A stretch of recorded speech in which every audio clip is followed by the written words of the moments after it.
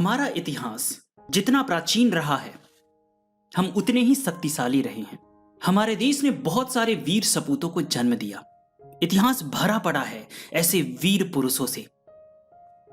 अगर आने वाले भविष्य में कभी भी महावीरों की बात होगी तो भारत उसमें प्रथम होगा, क्योंकि सबसे ज्यादा वीर पुरुष भारत में ही जन्म लिए। उन्होंने स्वयं को साबित भी किया, यहां तक कि अपने शीश का बलिदान देकर, अपने बच्चों का बलिदान देकर भी अपनी वीरता को साबित। तो इस चैनल पे हम उन वीर सपूतों के बारे में सुनेंगे। सबसे पहले हम सुनेंगे महारानी दुर्गावती के बारे में। आज मैं आपको भारत की उन वीर नारियों के विषय में बताऊंगा जिन्होंने अपनी मर्यादा को बनाए रखने के लिए अपने कर्तव्य का पूर्ण रूप से पालन किया, अपने प्राणों की परवाह न कर जिन्होंने वीरता का परिचय दिया। उनमें सबसे पहले महारानी दुर्गावती का नाम आता है। महारानी दुर्गावती कन्नौज के राजा चंदन राय की एकमात्र पुत्री थी। राजा चंदन राय की इच्छा थी कि उसकी पुत्री फूल सी खली और मुंह सी बली बने। इसलिए उसके पिता ने अपनी पुत्री के लालन पालन के लिए सभी प्रकार की सुविधाओं का आयोजन किया था। शिक्षा दीक्षा का प्रबंध करने के बाद राजा चंदन राय ने अपनी बेटी को हर गुण संपन्न देखना चाहा। ऐसा ही हुआ। वीर पिता की वीर पुत्री किशोर हुई और तलवार, तीर कमान, भाला आदि चलाने में वह निपुण हो गई। यह देख राजा चंदन राय को बहुत प्रसन्नता हुई। जब दुर्गावती हर गुण संपन्न हुई, उसके पिता ने चाहा कि अपनी पुत्री का विवाह भी वीर व तेजस्वी युवक से होना चाहिए। अतः उन्होंने ऐसे ही वर की तलाश करनी शुरू कर दी। उधर गोंडवाना के राजा दलपति शाह की वीरता की कहानियां दूर दूर तक फैली हुई थी। जब उसकी वीरता की चर्चा कन्नौज के राजमहल में हुई, दुर्गावती बहुत प्रभावित हुई और उसने मन ही मन दलपति शाह को अपना पति स्वीकार कर लिया। राजा चंदन राय को अपनी बेटी की भावनाओं का जब पता लगा, वे रुष्ट हुए। उन्हें यह अच्छा न लगा कि उसकी बेटी दलपति शाह को अपनी इच्छा से वर स्वीकार करे। वे गोंडवाना के राजा से अपनी पुत्री का विवाह करना नहीं चाहते थे। अतः उन्होंने एक राजपूत राजकुमार से दुर्गावती का विवाह कर देने का निश्चय कर लिया। दुर्गावती को जब यह पता चला, वह बड़ी दुखी हुई। अपने पिता से कुछ कहने में वह असमर्थ थी। अतः रात दिन उसी चिंता में रहने लगी। उधर दलपति शाह को जब ज्ञात हुआ कि दुर्गावती उसे अपना पति स्वीकार कर चुकी है और पिता उसकी इच्छा के विरुद्ध कहीं और शादी कर देना चाहते हैं, तो उसे बहुत बुरा लगा और उसने दुर्गावती का पाणी ग्रहण करने के लिए एक बड़ी फौज लेकर कन्नौज पर चढ़ाई कर दी। राजा चंदन राय को स्वप्न में भी ऐसी आशा न थी। दलपति शाह की सेना के हमला करते ही राजा चंदन राय ने उसका डटकर मुकाबला किया। भयंकर युद्ध हुआ और अंत में राजा चंदन राय को हार माननी पड़ी। जीतकर राजा दलपति शाह गोंडवाना पहुंचे। बाजे गाजे के साथ विजय दुदुम्भी बजाकर उनका भव्य स्वागत किया गया। वहीं उन्होंने विधि पूर्वक दुर्गावती से विवाह कर लिया। समय व्यतीत होता गया। दलपति शाह और दुर्गावती गृहस्थ जीवन सुख से बिताने लगे। दुर्गावती ने एक पुत्र को जन्म दिया। राजमहल में खुशियां मनाई गई।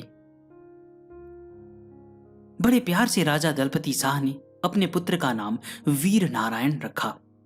युवराज का पालन पोषण अच्छी तरह से किया जाने लगा। युवराज जब 3 वर्ष के हुए, दुर्भाग्यवश पिता का साया उसके ऊपर से हट गया। अपने नादान बालक को छोड़ एक दिन दलपति शाह स्वर्ग सिधार गए। दुर्गावती की खुशियों का बाग उजड़ गया। उसका सुहाग लुट गया और विधवा भेष धारण कर लिया। पति की मृत्यु के बाद राज्य की बागडोर संभालने का प्रश्न दुर्गावती के सामने आया। उसने अपने 3 वर्ष के पुत्र वीर नारायण को राजा बनाकर राज्य की बागडोर अपने हाथ में संभाल ली और उसने राज्य का प्रबंध इस सुंदर ढंग से किया कि चारों ओर अमन की बंसी बजने लगी। अब हर समय महारानी दुर्गावती अपने पुत्र और प्रजा के दुख में ही जीवन व्यतीत करने लगी। समस्त प्रजा उससे बहुत प्रसन्न थी।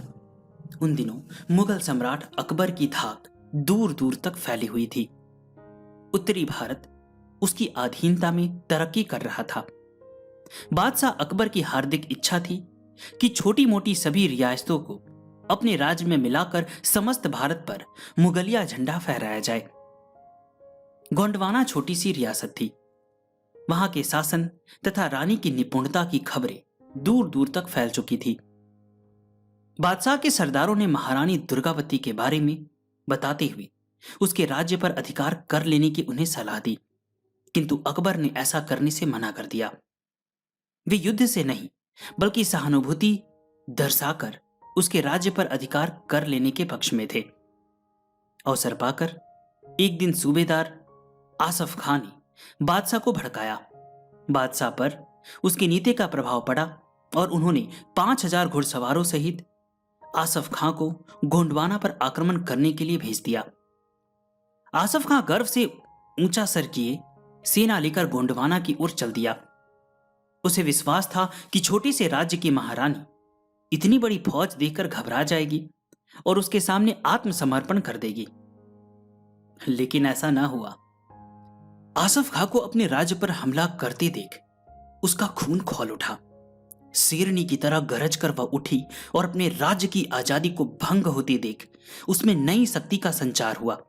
उसने तुरंत अपने सरदारों और फौजी अफसरों को एकत्र करके अपनी आन की रक्षा करने का अमर संदेश दिया, जिससे प्रभावित होकर छोटे से राज्य के मुट्ठी भर सैनिक मातृभूमि की रक्षा के लिए युद्ध के मैदान में कूद पड़े। महारानी दुर्गावती भी 8000 सैनिकों के साथ चंडी का रूप धारण करके संग्राम में कूद पड़ी। दुर्गावती का तेजस्वी रूप और सेना का ओजस्वी तेज देखकर सूबेदार आसफ खां घबरा गया।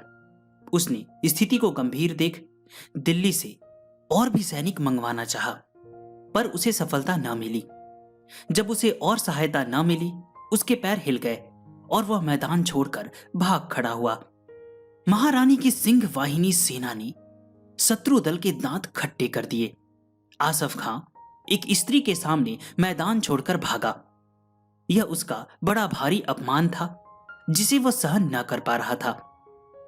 उसने बादशाह अकबर के सामने नमक मिर्च लगाकर सारा वृतांत सुनाया। फिर क्या था, अकबर को करंट सा छू गया। एक औरत द्वारा दिल्ली के बादशाह के अपमान से मुगलों को गहरा धक्का लगा। अकबर में बदले की भावना ने उग्र रूप धारण कर लिया और उसने एक बड़ी फौज के साथ आसफ खां को पुनः गोंडवाना पर आक्रमण करने के लिए भेज दिया। आसफ खां महारानी दुर्गावती की शक्ति को देख चुका था।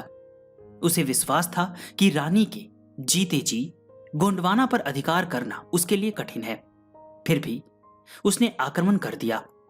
अब की बार उसने चालाकी से काम लेना उचित समझा। उसने कुछ देशद्रोहियों के संपर्क बनाया। लालच देकर उसने उन्हें अपनी ओर मिला लिया। जब रानी को पता लगा, उसे दुख हुआ, फिर भी उसने साहस से काम लिया। उसने अपने वीर सरदारों को एकत्र किया और अपने ओजस्वी भाषण के साथ उसने कहा, वीर सैनिकों, मातृभूमि अपनी रक्षा के लिए तुम्हें पुकार रही है। तुम ही उसके रक्षक हो। अपनी मातृभूमि की रक्षा के लिए जो वीर आगे आना चाहते हैं, वह मेरे साथ युद्ध के मैदान में चले। बस फिर क्या था, सभी महारानी के साथ हो लिए और महारानी अपने वीर सैनिकों सहित फिर युद्ध के मैदान में आ गई। एक ओर मुगलों का बड़ी सेना, दूसरी ओर गोंडवाना के थोड़े से सिपाही। दोनों में भयंकर युद्ध छिड़ गया। महारानी अपने पुत्र के साथ घोड़े पर सवार होकर मुगलों के दांत खट्टे करने लगी। घमासान युद्ध हुआ। आसफ खां को लगा जैसे अब की बार भी उसे मैदान छोड़कर भागना होगा। अभी युद्ध हो ही रहा था। सूर्य अस्त होते होते एकाएक अपनी मातृभूमि की रक्षा करते करते महारानी दुर्गावती की आंख में एक तीर धंस गया। उधर उसका पुत्र भूमि पर गिर पड़ा। महारानी यह देख व्याकुल हो उठी, लेकिन उसी क्षण उसने अपने आप को संभाल लिया। कुछ सैनिक वीर नारायण को सुरक्षित स्थान पर ले गए। महारानी दुर्गावती उसी तरह युद्ध के मैदान में मुगलों का मुकाबला करती रही। उधर उसके पुत्र की दशा चिंताजनक थी। सरदारों ने जब रानी से निवेदन किया कि वह अंतिम बार अपने पुत्र का मुंह देख ले, लेकिन रानी ने साफ इनकार करते हुए कह दिया कि इस समय मुगलों का मुकाबला करना है, अतः मैं युद्ध का मैदान नहीं छोड़ सकती। यदि मेरा वीर पुत्र वीर गति को प्राप्त हो रहा है तो इसका मुझे दुख नहीं है। यदि दुख है तो बस इस बात का कि इस लोक में मैं उससे ना मिल सकूंगी। महारानी इतना कहकर चंडी की तरह विराट रूप धारण कर शत्रु की सेना को काट काट कर पृथ्वी पर फेंकने लगी। भयंकर युद्ध के बीच रानी ने पूर्ण वीरता दिखाई और लड़ते लड़ते जब वह थक गई, अपनी ही तलवार से उसने अपना सिर काट लिया, क्योंकि वह जीवित मुगलों के हाथ नहीं पड़ना चाहती थी। शत्रुओं के अपवित्र हाथों में फंसने से अच्छा वह वीरांगना मरना अच्छा समझती थी। युद्ध के मैदान में अपने प्राणों की परवाह न करती हुई महारानी दुर्गावती परलोक सिधार गई। मुगलों की सेना ने उसका शव अपने अधिकार में लेना चाहा, किंतु रानी के एक सच्चे सेवक ने दुर्गावती का शव अपने कब्जे में कर लिया। वह उसे राजमहल ले आया। एक बड़ी चिता बनाकर मां और पुत्र के शव का दाह संस्कार कर दिया गया।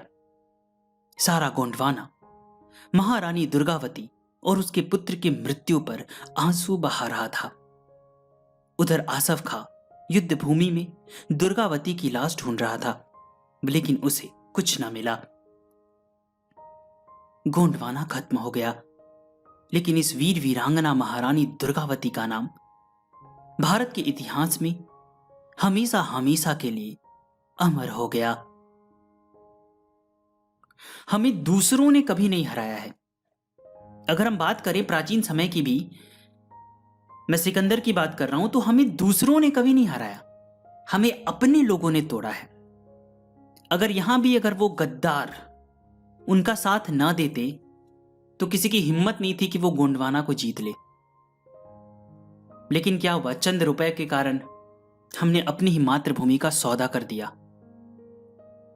आशा करता हूं हम जो भी लोग इस ऑडियो को सुन रहे हैं, कम से कम हम गद्दार नहीं हैं, और हमसे जो आगे जनरेशन उत्पन्न होगा वो भी गद्दार नहीं होंगे। आने वाले जनरेशन को हम यही सीख देंगे कि लड़ते लड़ते मर जाना, लेकिन चंद रुपए के लिए अपने मातृभूमि को मत बेचना। तुम वीर सपूतों की संतान हो, तुम उनकी संतान हो जिन्होंने मरना पसंद किया पर अपने धर्म को छोड़ना पसंद नहीं किया। तुम्हारे खून में वो शक्ति आज भी विद्यमान है। तुम न सिर्फ पवित्र हो, तुम बहुत वीर हो। आशा करता हूं कि ये जीवनी आप लोगों को बहुत अच्छी लगी होगी, और अगर अच्छी लगी तो न सिर्फ स्वयं सुनना है, दूसरों को भी सुनाना है कि हमारी स्त्रियां भी कितना महान है, हमारी स्त्रियां भी कितना बुद्धिमान है, कितनी बलशाली है। और आपने देखा युद्ध भूमि में जब महारानी दुर्गावती को लगा कि वो हार जाएंगी, उन गद्दारों की वजह से वो हार जाएंगी, वो पकड़ी जाएंगी, तो उन्होंने अपना सर काट लिया। आज भी बहुत सारी दुर्गावती है हमारे आपके बीच है, तो इसे ज्यादा से ज्यादा लोगों तक शेयर करें। अगर आप वीडियो शेयर नहीं कर सकते हैं तो कहीं आप बैठते हैं तो ये सब कथा सुनाएं, ताकि हमें अगर कभी डर भी लगता है। आप लोगों ने देखा क्या हुआ अफगानिस्तान में। अगर हर बच्चे के अंदर वीरता की ये आग जगी होती तो क्या उनकी इतनी हिम्मत थी कि वो किसी देश पे चढ़ाई करके अत्याचार करें? मुझे बताना नहीं पड़ेगा आप लोगों को कि क्या क्या हुआ वहां पे, आप सभी जानते हैं। अगर हर किसी के अंदर एक दुर्गावती हो तो किसकी हिम्मत है कि हमारे देश में घुस के कुछ भी कर ले? इस चैनल पे आगे और भी मैं ऐसे ही वीर सपूतों की गाथा लेकर आता रहूंगा। तब तक के लिए जय हिंद, जय भारत।